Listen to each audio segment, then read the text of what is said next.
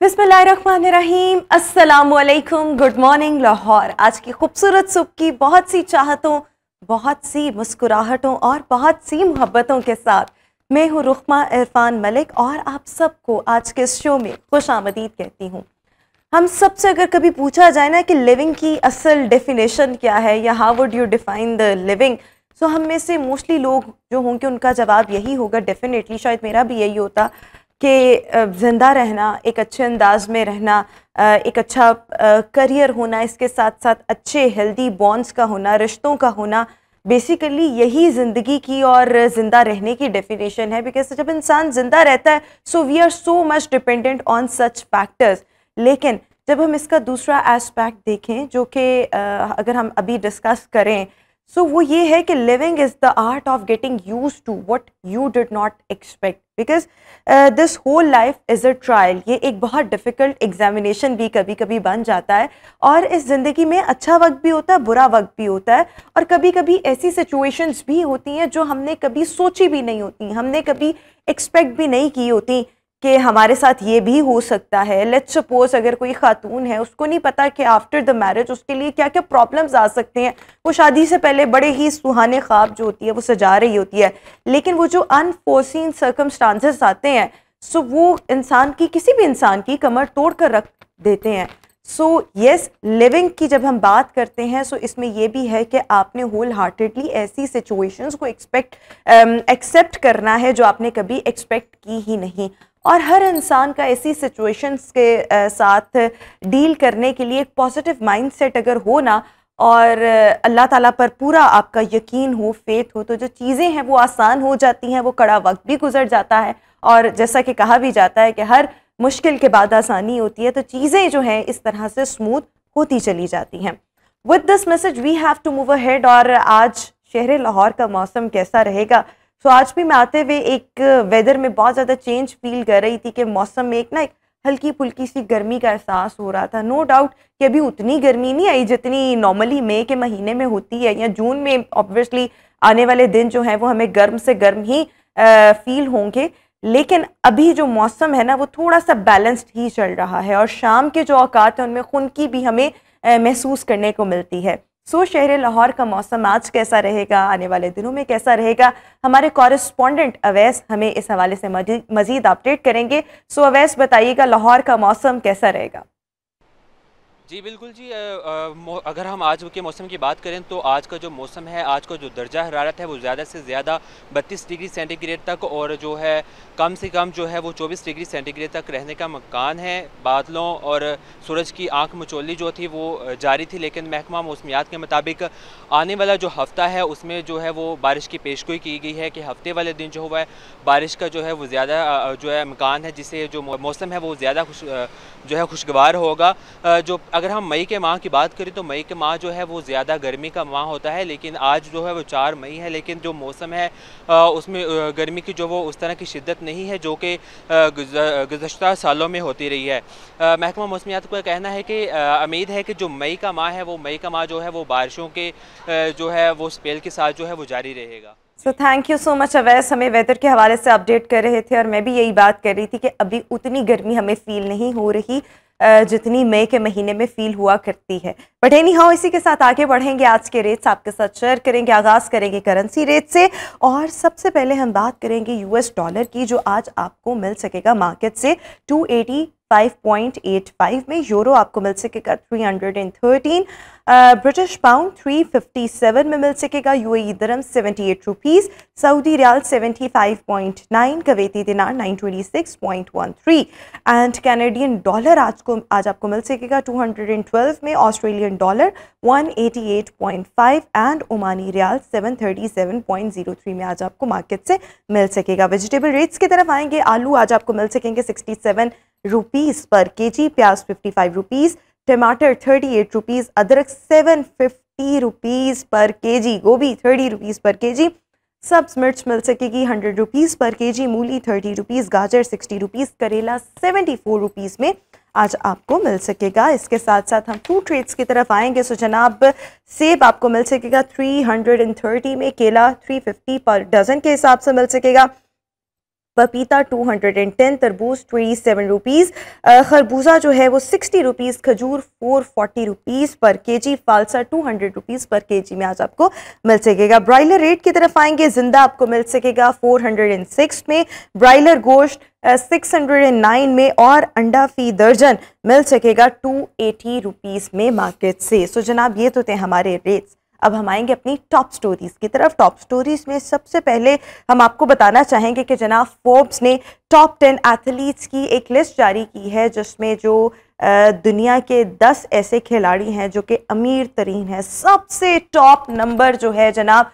पुर्तगाल के Cristiano Ronaldo का है। स्टार फुटबॉलर हैं और जब से इन्होंने, वैसे तो पहले भी इनके असासे अच्छी खासी मालियत के थे, लेकिन जब से इन्होंने सऊदी क्लब को ज्वाइन किया है सो बहुत ज़्यादा इजाफा इसके बाद भी इनके असासों में देखा गया है। राइट नाउ इनके जो असासे हैं वो तकरीबन 13 करोड़ 60 लाख रुपए, अगर 60 लाख डॉलर्स की बात करें, 13 करोड़ 60 लाख डॉलर्स के हैं। इसके साथ साथ सेकंड नंबर पर आते हैं अर्जेंटाइन के लियोनेल मेसी, जिनके असासे जो हैं वो तकरीबन 13 करोड़ डॉलर के बनते हैं। और इसी तरह दीगर खिलाड़ियों की फहरिस्त भी जारी की गई है और टर्न बाय टर्न उनके भी नाम है, बट टॉप पर क्रिस्टियानो रोनाल्डो जो है वो सबसे ज़्यादा नंबर 1 पोजीशन पर हैं और इनके असासे जो हैं वो 13 करोड़ 60 लाख डॉलर के बनते हैं। इसी के साथ साथ मज़ीद हम आगे बढ़ेंगे और भारत के एयरपोर्ट पर एक खातून जो ट्रेवल कर रही थी और जब भारत पहुंची तो इसके बैग की जब चेकिंग की गई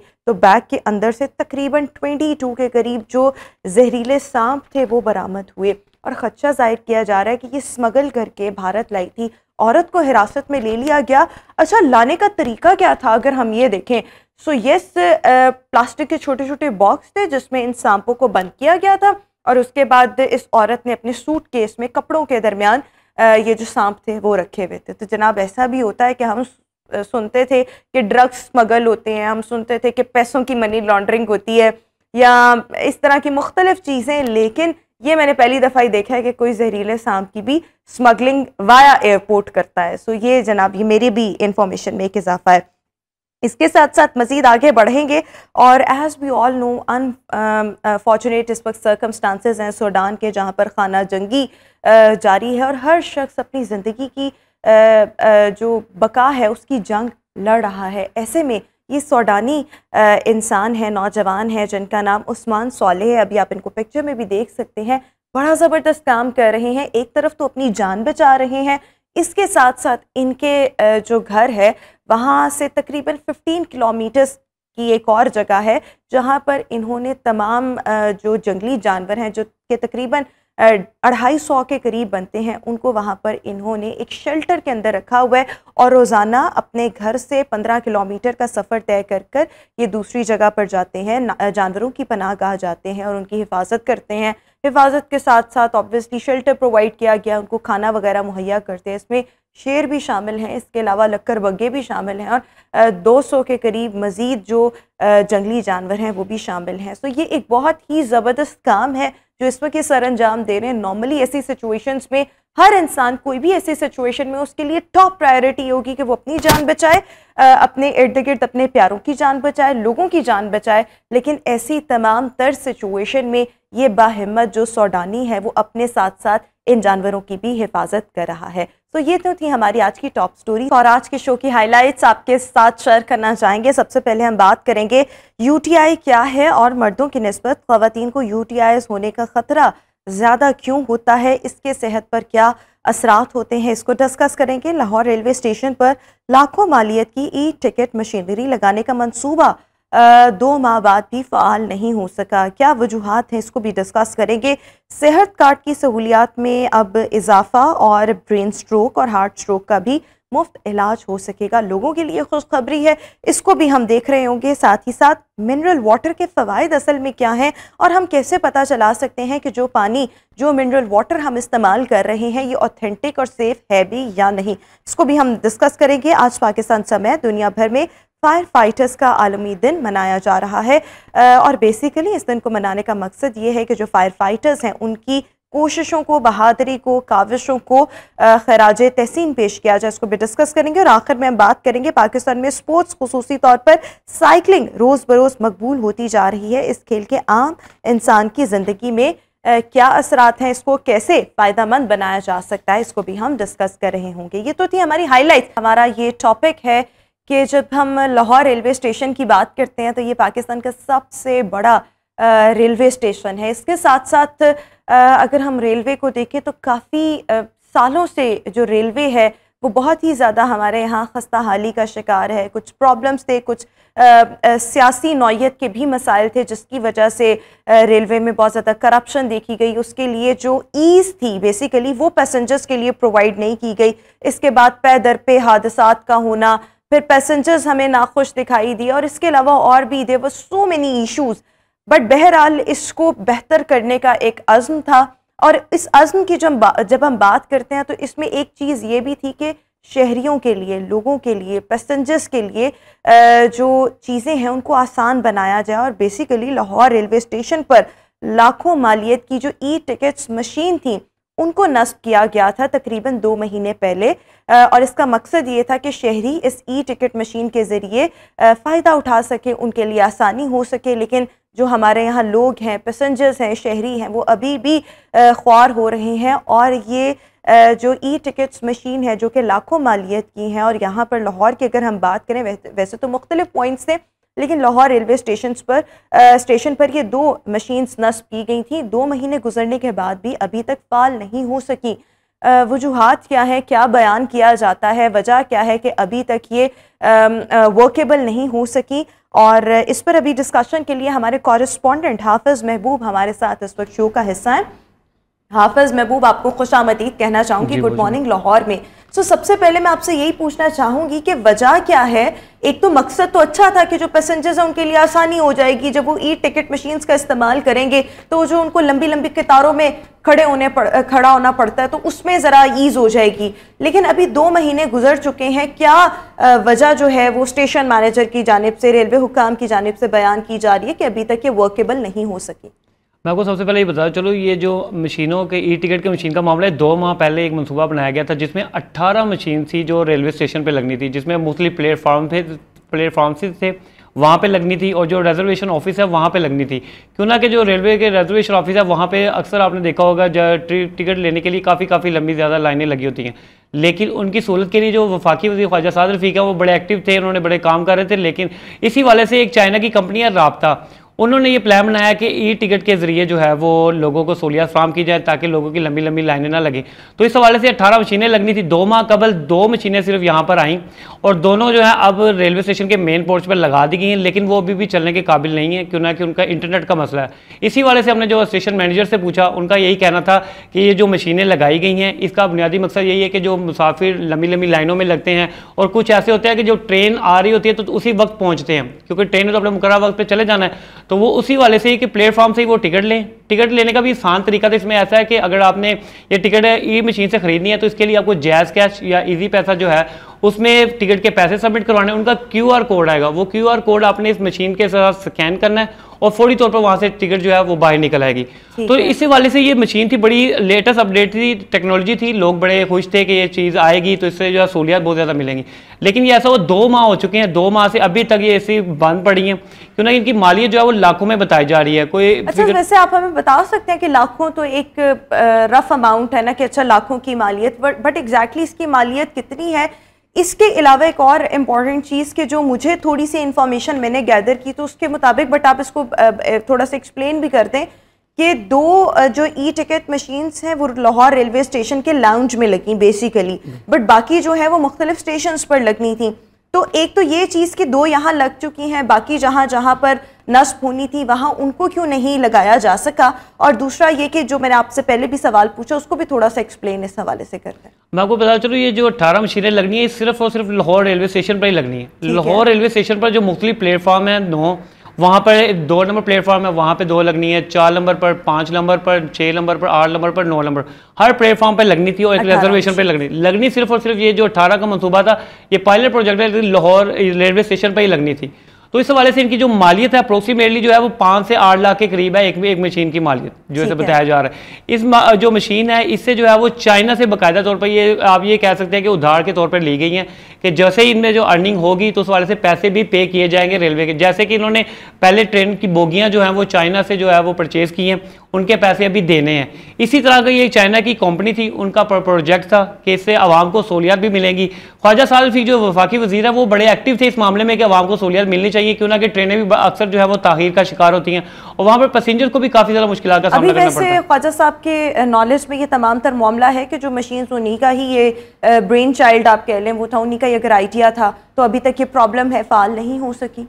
ये बिल्कुल उनके नॉलेज में होगा, क्यों ना कि ये चीज़ें जितनी भी होती हैं उनकी मर्जी के बगैर कुछ भी नहीं होती। बाकायदा एक रेलवे की कमेटी बैठती है हफ्ते वाले रोज़, ख्वाजा साद अल्फी जो है वो खुद हेडक्वार्टर में जो है मीटिंग चेयर करते हैं, उसमें सारी मालूमात जो है इन्फॉर्मेशन वो डिस्कस की जाती है। तो ये बड़ा अहम प्रोजेक्ट था, ये समझ से बाहर है कि ये 2 माह हो गए हैं अभी तक एक्टिव क्यों नहीं हुआ। अच्छा, वैसे आपकी अगर रेलवे इंतजामिया या हुकाम किसी से भी बात हुई हो तो उनका इस हवाले से क्या कहना है, क्योंकि इंटरनेट का मसला is not a big issue.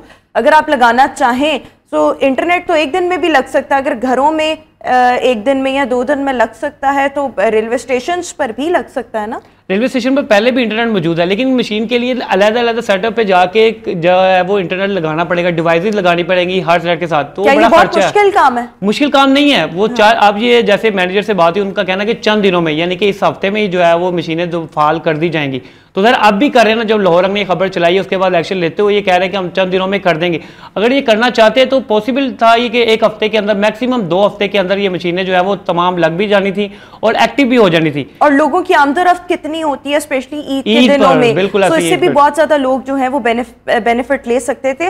But बहरहाल हमारे पास इस वक्त स्टेशन मैनेजर जफर इकबाल साहब हैं, उनका भी मौक़िफ़ है इस हवाले से। हम चाहेंगे कि अपनी व्यूअर्स के साथ ये मौक़िफ़ भी शेयर करें। आइए चलकर देखते हैं। ये मनसूबा वही ऑलरेडी जो ई टिकटिंग का चल रहा है उसी का हिस्सा है, और इसको मज़ीद इन्होंने आसानी पैदा करने के लिए पैसेंजर की स्टेशन पे 18 मशीनों पर लगाया, जिसमें रिजर्वेशन ऑफिस में, स्टेशन पे और मेन हॉल में 2 जो आपके सामने लगाई गई हैं। वो कह रहे हैं कि हमें नेट का मसला है और चंद दिनों में ये बहाल हो जाएगा। सिक्योरिटी थ्रेट की खातिर ही ये कैमरे लगाए गए थे, जिनमें कुछ इनमें ख़राब हो चुके हैं और बाकी जो चल रहे हैं उनका अगर आप कह रहे हैं कि बैकअप नहीं है, वो तो इन्होंने अभी ठीक करना शुरू कर दिया। कल ही कुछ इन्होंने बैकअप ठीक किया है और बाकी जो कैमरे हैं वो जल्द ही ठीक हो जाएंगे। फ़ंड का ही मसला था, यूँ ही हमें फ़ंड मिलेगा वो कैमरे भी चल जाएंगे। लेकिन इसकी पैसेंजर की इन्होंने सिक्योरिटी की खातर मज़ीद सिक्योरिटी बढ़ा दी है। आप मेन गेट पे एंट्रेंस देखें तो वहाँ भी हमारे ज़्यादा पुलिस की नफरी खड़ी है और उन्होंने उस सिक्योरिटी की खातर ही बाहर एक बाड़ भी लगा दी है ताकि कोई ऐसा पैसेंजर अंदर दाखिल। तो स्टेशन मैनेजर जफ़र इकबाल साहब की गुफ्तगू आपने मुलाहिज़ा की। इसी हवाले से मज़ीद मैं इन्हीं की बात को आगे बढ़ाना चाहूँगी। एक तो ये कि 2 मशीन्स जो हैं वो नस्ब हो चुकी हुई हैं, बाकी की 16 वो कब तक मुख्तलिफ प्लेटफॉर्म्स पर नस्ब की जाएंगी। और इसके साथ साथ एक और चीज़ कि क्या जिस तरह से ये फ़ंड्स का जिक्र कर रहे थे, तो क्या वाकई ही फ़ंड्स का इजरा नहीं हुआ जिसकी वजह से इंटरनेट की फैसिलिटी जो है वो वहाँ पर अभी तक नहीं पहुँचाई जा सकी? अजी बिल्कुल, मैं आपको ये बता चलूँ, रेलवे में फ़ंड्स की कमी जो है वो शुरू से ही रही है। अभी भी जो है वो तनख्वाहों और पेंशन के मामला जो हैं वो पेंडिंग पड़े हैं। काफ़ी ज़्यादा लोगों को अभी तनख्वाहें नहीं मिलती। यहाँ पे जो TLA वर्कर्स हैं उनको 2-2 माह की तनख्वाहें नहीं मिलती। फ़ंड्स का इशू तो रेलवे में है, लेकिन इसके बावजूद ये इतना बड़ा इशू नहीं था कि इसे जो है वो इतना लंबा लेंथी किया जाता कि 2 माह तक ये प्रोजेक्ट, जिसमें आवाम को काफ़ी ज़्यादा सहूलियत होनी थी, क्यों ना कि यहाँ पे जो स्टूडेंट्स आते हैं मुख्तलिफ शहरों से, वो जो सफ़र करते हैं उनके लिए बड़ी आसानी होनी थी। मुख्तलिफ रिजर्वेशन ऑफिस हैं जो स्टेशन के अंदर हैं, इसके अलावा हेड ऑफिस में रिजर्वेशन ऑफिस है, वहाँ पर लंबी लंबी लाइनें होती हैं और वहाँ पर जाकर जो है वो खुद सारी पैसे भी अमल देना पड़ता है और वहाँ पर करप्शन का भी हमला हो सकता है। लेकिन अगर ये चीज़ें जो है इसको जदीद तरीके पर जो है वो स्टेशन को लाया जाए तो इससे बड़ी सहूलियत होगी। यही वजह थी कि ये जो प्रोजेक्ट था ये चाइनीज़ कंपनी जो है उन्होंने लॉन्च किया कि हम इसको लॉन्च करेंगे। ये पायलट प्रोजेक्ट के तौर पर थी। इसके बाद जो मुख्तलिफ जो पाकिस्तान के स्टेशन है वहाँ पर भी ये लगानी जानी थी, लेकिन अभी तक जो है वो अभी जिन फंड्स की आपने जिस तरह से अपनी गुफ्तगू के दौरान भी ये चीज़ मेंशन की है कि रेल में जो फंड्स का मसला है वो हमेशा से रहा है, सो ये तो है ना कि फिर फंड्स का मसला तो आइंदा भी आ सकता है और हो सकता है कि इस हफ्ते में, या कह रहे हैं कि चंद दिनों में यहाँ पे इंटरनेट की एक्सेस दे दी जाएगी, लेकिन हो सकता है कि फंड्स तो तब भी ना रिलीज़ किए जाएं और ये मशीन ऐसे ही पड़ी रहें। जी बिल्कुल ऐसा भी होता है, काफ़ी इशू जब क्रिएट किया जाता है, जब हमने खबर चलाई अब एक्शन लिया जा रहा है तो कह रहे हैं कि हम चंद दिन में कर देंगे, लेकिन फिर बाद में वो वजूहात जो है वो कागजी इक़दाम तक रहेंगी कि इन्होंने लिख कर दे दिया, आगे से फंड नहीं आए तो इस वजह से एक्टिव नहीं हुई। लेकिन हमारी जब उनसे बात हुई है मैनेजर साहब, उनका कहना था कि ये जो है वो पूरी उम्मीद है कि इस हफ्ते में जो है वो ये 2 मशीनें जो है इनको फाल कर दिया जाएगा। एक और चीज़, आपको क्या लगता है रोज़ाना की बुनियाद पर कितने लोग जो हैं वो इन मशीन से जब ये वर्केबल हो जाएंगी तो इनसे मुस्ताफिद हो सकते हैं? लाहौर में जो है वो हज़ारों की तादाद में जो है वो रेलवे मुसाफिर जो हैं वो एक शहर से दूसरे शहर में जाते हैं। आपको बता चलो कि लाहौर डिवीज़न की सिर्फ अगर कमाई की बात की जाए तो 22 करोड़ रुपए जो है एक दिन की कमाई है, यानी कि जो टिकट के ज़रिए सिर्फ आती है। तो अगर इनसे ज़्यादा लगाइए तो हज़ारों में तादाद है, कम से कम भी जो 18 से 20 हज़ार लोग जो है वो रोज़ाना ट्रैवल करते हैं। अगर ये 18 मशीनें लग जाएँ तो इससे ज़्यादा नहीं तो 2 से 4 हज़ार के दरमियान जो लोग हैं वो इससे मुस्तफ़ीद हो सकते हैं, क्यों ना कि कुछ ऐसी सरकमस्टांसेस हैं कि इनको जो यूज़ करने वाले हैं वो जो पढ़े लिखे लोग होंगे वो इनको यूज़ कर सकेंगे, क्यों ना कि इसमें जो ईजी पैसा और जैज़ कैश के जरिए आपने पेमेंट करनी है, उसके बाद QR स्कैन आएगा, उसको इस मशीन के साथ स्कैन करना है और फौरी तौर पर टिकट जो है वो बाहर निकल आएगा। बिल्कुल ठीक हो गया। और ऑब्वियसली इन चीज़ों को इस्तेमाल करने के लिए इंसान का थोड़ा सा बाशऊर और बाशऊर के साथ साथ थोड़ा सा नो हाउ होना इस टेक्नोलॉजी की, वो भी बहुत ज़्यादा ज़रूरी है।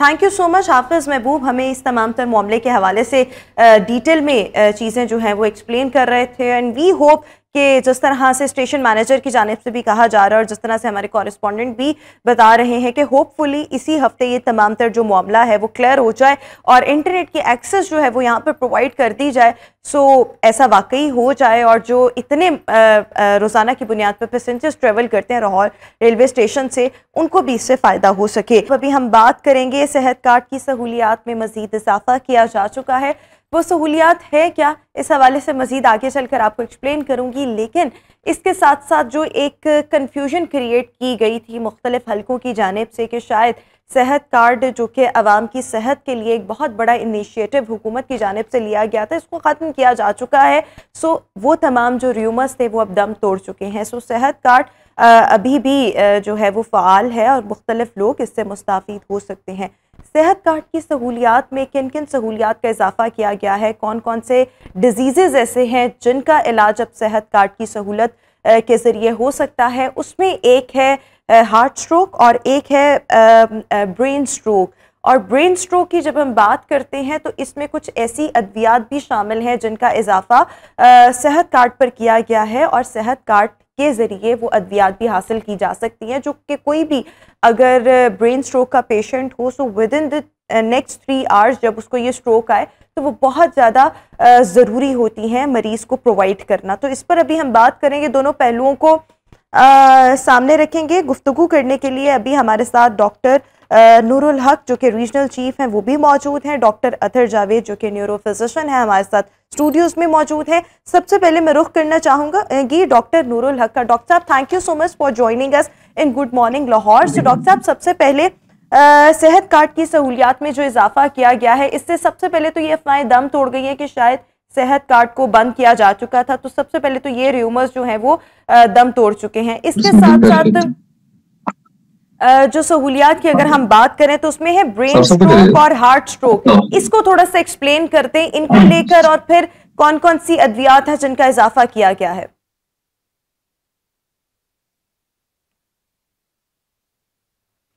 डॉक्टर साहब आप मुझे सुन पा रहे हैं? तो मैं आपसे जानना ये चाह रही हूँ कि सेहत कार्ड की सहूलियात में जो इजाफा किया गया है हार्ट स्ट्रोक को लेकर और इसके साथ साथ ब्रेन स्ट्रोक को लेकर, इसको थोड़ा सा एक्सप्लेन करते हैं, साथ ही साथ जिन मेडिसिन का इजाफा किया गया है वो भी थोड़ा सा बता दें।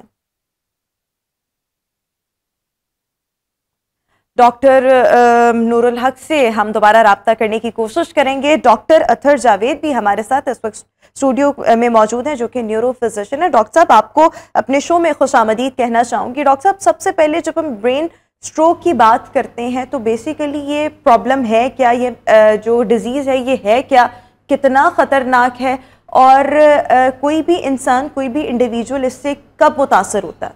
बिस्मिल्लाहिर्रहमानिर्रहीम। थैंक यू वेरी मच कि आपने इस बहुत इम्पॉर्टेंट मैसेज के लिए दावत दी है। अब इसको उर्दू ज़ुबान में फालिज कहते हैं। फालिज क्या होता है? जब दिमाग की शरियान ब्लॉक हो जाए या रप्चर कर जाए, उससे ब्लड सप्लाई ब्रेन की रुक जाती है और ब्रेन के जो इम्पोर्टेंट फंक्शन है जैसे बात करना, हाथ पाँव हिलाना, वो पैरालाइज हो जाते हैं। ठीक है। तो इसका मतलब है कि ये एक इमरजेंसी है, और इतनी इमरजेंसी है कि अगर इस ब्लड सप्लाई को अगर आप विद इन 3 आवर्स नहीं खोलते तो मरीज़ हमेशा के लिए, ज़िंदगी भर के लिए वो पैरालाइज हो जाता है, डिसेबल हो जाता है, अपने काम नहीं कर सकता, बात नहीं कर सकता। उस पर फैमिली पर बड़ा बर्डन होता है कि एक डिसेबल आदमी को वो लुक आफ्टर करें, और शायद वो डिसेबल आदमी वाहिद ब्रेड अर्नर हो जो 15-20 मेंबर्स ऑफ फैमिली के लिए कमा के खा रहा है। तो आप देखें कितना बड़ा बर्डन है। दूसरा एस्पेक्ट ये है कि इसका ये second most common cause of disease in world wise है, यानी एवरी 2 सेकेंड, हर 2 सेकेंड बाद एक बंदे को फालिज दुनिया भर में होता है, और एवरी 5 सेकेंड एक आदमी की डेथ बिकॉज ऑफ फालिज होती है। तो आप देखें कि इतने मरीज़ हमारे कोविड में, अगर आप 2020 से अब तक देखें तो थोड़ी 36,000 डेथ हैं। अगर आप पाकिस्तान का डाटा लें, हर साल 4 से 4.5 लाख लोगों को फालिज होता है, जिसमें से 1.5 लाख लोग मर जाते हैं, और बाकी जो लोग हैं वो उनमें से मेजॉरिटी परमानेंटली पैरालाइज हो जाती है। अच्छा, with the passage of time, क्योंकि अब एडवांसमेंट टेक्नोलॉजी में भी बहुत है, वक्त में भी बहुत ज़्यादा जिद्दत आती जा रही है, लोगों के लाइफस्टाइल बहुत ख़राब हो गए हैं। अगर हम आज से 1 डेकेड पहले ही इसका कंपैरिजन कर लें और अगर हम आज का वक्त देखें तो क्या जो ब्रेन स्ट्रोक्स, जो पैरालिसिस है, इनके केसेस में इजाफा होता चला जा रहा है? इसके केसेस में डेफिनेटली बहुत बड़ा इजाफा हुआ है, और इसकी वजह यह है कि इसके जो कॉजेज़ में डायबिटीज़ है, ब्लड प्रेशर है, स्मोकिंग है, ओबेसिटी है। अब आप सारी चीज़ें देख लें कि दुनिया भर में शुगर भी बढ़ रही है, ब्लड प्रेशर भी बढ़ रहा है, स्मोकिंग हैबिट्स भी बढ़ रही हैं, और सबसे बड़ी बात है कि लोगों का जो लाइफस्टाइल है, वॉक करना, एक्सरसाइज करना, वो ख़त्म। अब सीडेंटरी हैबिट्स हैं। जब से ये कंप्यूटर, लैपटॉप, ऑफिस वर्क आ गया है तो लोग अब चलते ही नहीं हैं। ऐसे दूसरी बड़ी बात जो मैं आपसे कहूँगा कि वो ये है कि इसको रिकग्नाइज़ नहीं करते कि रिकग्निशन क्या है। क्योंकि आप देखें कि आपका टाइम इज़ ब्रेन, आप 1 मिनट डिले करते हैं मरीज़ की मैनेजमेंट में, 2 million neurons brain cell death हो जाती है। तो आप देखें कि जितनी देर से हम अस्पताल पहुँचेंगे उतनी देर से मरीज़ को उतना ही ज़्यादा डैमेज होगा। तीसरी चीज़ यह है कि इसकी एक दवाई है जिसे हम TPA कहते हैं, जो अल्हम्दुलिल्लाह सेहत कार्ड पे अवेलेबल हो गई है, पहले नहीं थी, पहले पाकिस्तान में अप्रूव भी नहीं थी, अब ये अवेलेबल है। तो अब हमें इसका फ़ायदा उठाना चाहिए, क्योंकि जिस मरीज़ को ये मिल जाती है 50% से ज़्यादा लोग with in next few days they become normal. तो अब अगर इतनी अच्छी दवाई अवेलेबल है, सेहत कार्ड पे अवेलेबल है, तो लोगों को पता नहीं। पहले वैसे प्राइवेट दी जा रही थी, प्राइवेट सिर्फ 1 या 2 हॉस्पिटल में अवेलेबल थी, और वो भी 2020 से अवेलेबल हुई थी। पहले पाकिस्तान में ड्रैप ने अप्रूव ही नहीं की हुई थी, सही अप्रूवल ही 2002, जबकि दुनिया में ये पिछले 20 सालों से अवेलेबल है। तो एक तो ये एस्पेक्ट है कि जी आज के प्रोग्राम का सबसे बड़ा मैसेज ये है कि लोगों को मैसेज होना चाहिए कि फालिज क्या है, उसको कैसे रिकग्नाइज करना है, और किन अस्पतालों में जाना है जहाँ पे ये दवाई अवेलेबल है। मैं आपसे ना हॉस्पिटल्स का भी पूछूंगी कि अगर आपको कोई पेशेंट ऐसा मिले या इसके साथ साथ आपके इर्द गिर्द ही किसी को ये अटैक हो, तो आपने फौरी तौर पर कौन सा हॉस्पिटल लेकर जाना है। लाहौर की अगर हम स्पेशली बात करें, लेकिन अभी हमारे साथ डॉक्टर नूर इस वक्त स्काइप पर मौजूद है। डॉक्टर साहब, आपको भी अपने शो में खुशामदीद कहना चाहूँगी। डॉक्टर साहब, जो सेहत कार्ड की सहूलियात में इजाफा किया गया है हार्ट स्ट्रोक को लेकर, ब्रेन स्ट्रोक को लेकर, और जो अद्वियात, जिस तरह से हमारे साथ अभी डॉक्टर अतर भी स्टूडियो में मौजूद है, फरमा रही हैं कि TPA एक मेडिसिन है जिसका इजाफा किया गया है। इन तमाम चीज़ों को थोड़ा सा आप एक्सप्लेन करते हैं।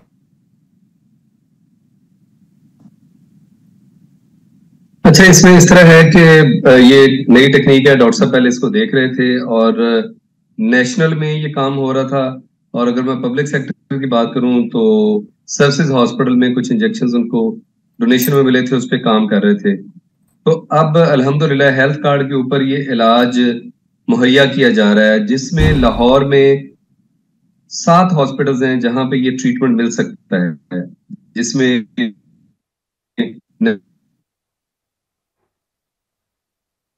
नेशनल हॉस्पिटल है। We are unable to hear Dr. साहब, Dr. नूर really clearly, so ये टेक्निकल जो इश्यूज हैं।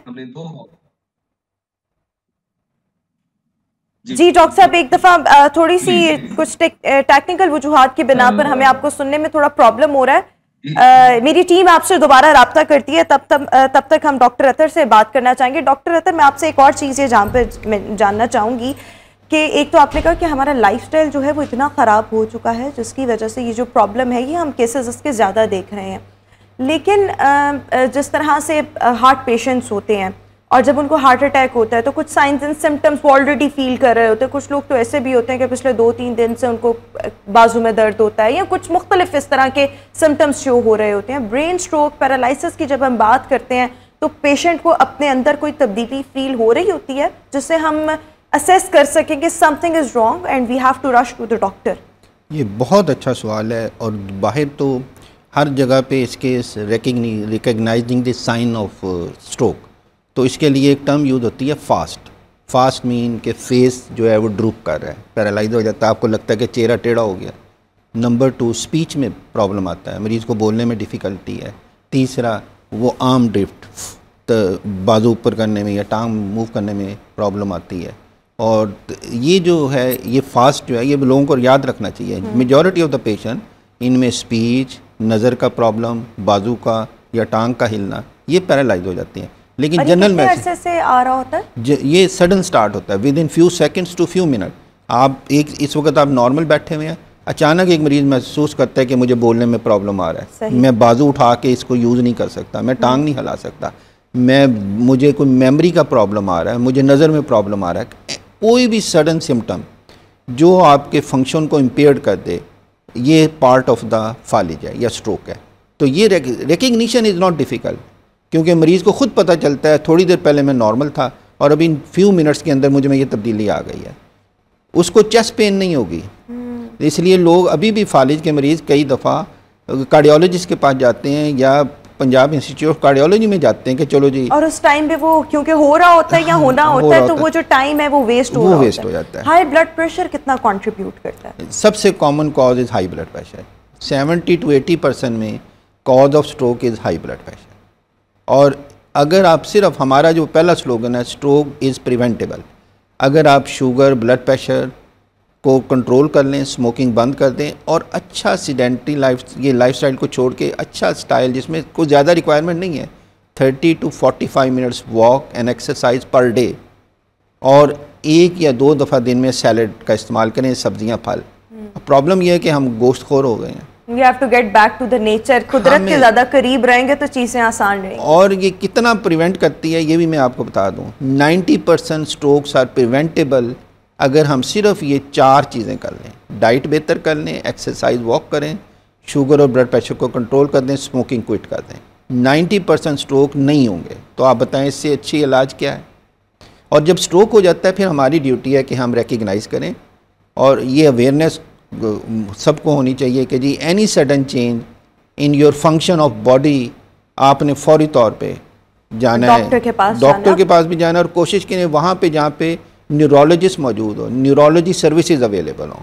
बिल्कुल ठीक हो गया। अभी ये मैं अभी आपसे पूछना भी यही चाह रही हूँ कि जिस तरह से आपने कहा कि लाहौर के कुछ स्पेसिफिक हॉस्पिटल्स हैं जहाँ पर जाना चाहिए, अक्सर जो पेशेंट्स हैं ब्रेन स्ट्रोक हो रहा होता है बट जाते हैं कार्डियोलॉजिस्ट के पास है, तो वो कौन से हॉस्पिटल्स हैं जहाँ पर जाना चाहिए, सरकारी स्पेशली अगर मैं हम बात करें? पब्लिक सेक्टर में सिर्फ एक हॉस्पिटल है, वो सर्विसेज हॉस्पिटल सिम्स के नाम से है। ठीक है। उन्होंने ये सर्विस सेहत कार्ड से पहले भी इस्टेब्लिश कर ली थी। प्रोफेसर कासिम बशीर हैं, ये स्ट्रोक स्पेशलिस्ट, तो उन्होंने डोनेशन पे ये सर्विस शुरू की थी और अभी तक उन्होंने काफ़ी लोगों को टीपीए दिया है।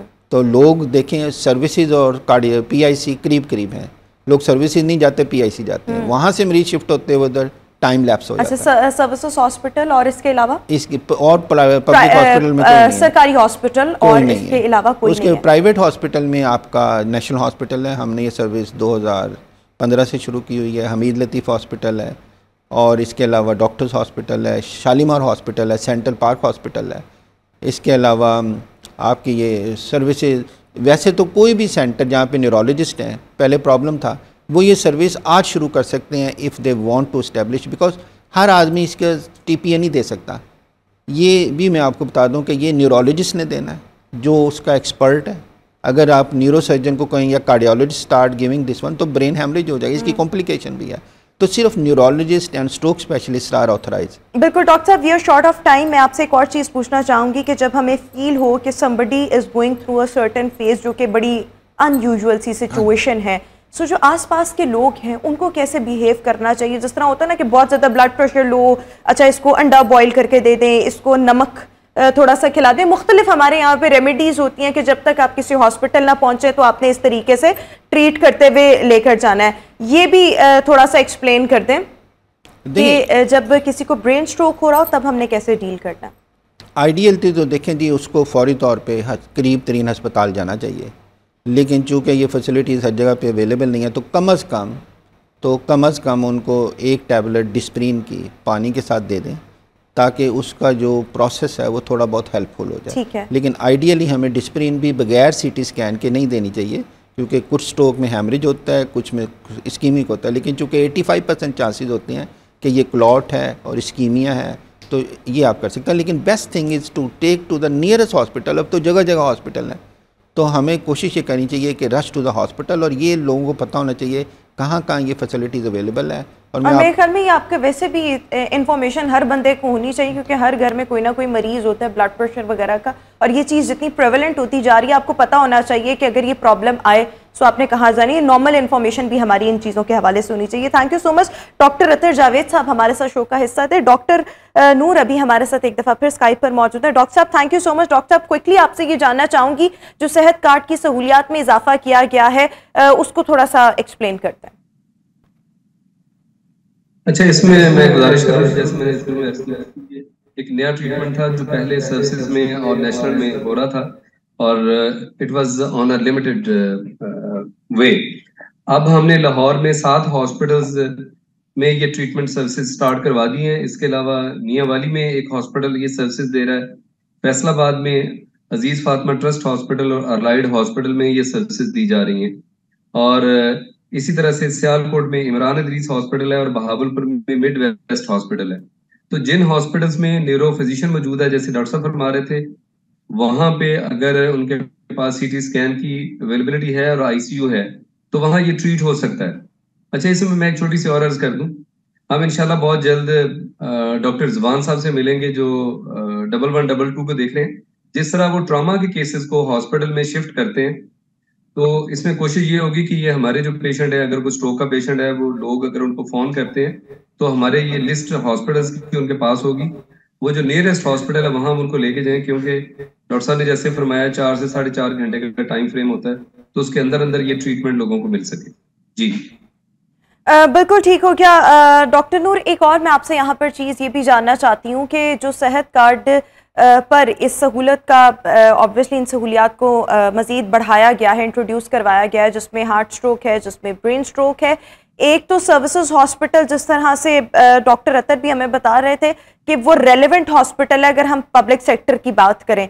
सो जितने हॉस्पिटल्स हैं जिसमें उन्होंने नाम लिया, नेशनल हॉस्पिटल, डॉक्टर्स हॉस्पिटल, जो कि प्राइवेट हॉस्पिटल्स हैं, वहाँ पर भी सेहत कार्ड की सहूलत तो बहरहाल मौजूद है। वहाँ से भी जो टीपीए इंट्रोड्यूस करवाया गया है ऐसे पेशेंट्स के लिए जिनको ब्रेन स्ट्रोक होता है, सो वहाँ पर भी ये पेशेंट्स को मिलेगा टीपीए सेहत कार्ड पर जो प्राइवेट हॉस्पिटल्स हैं।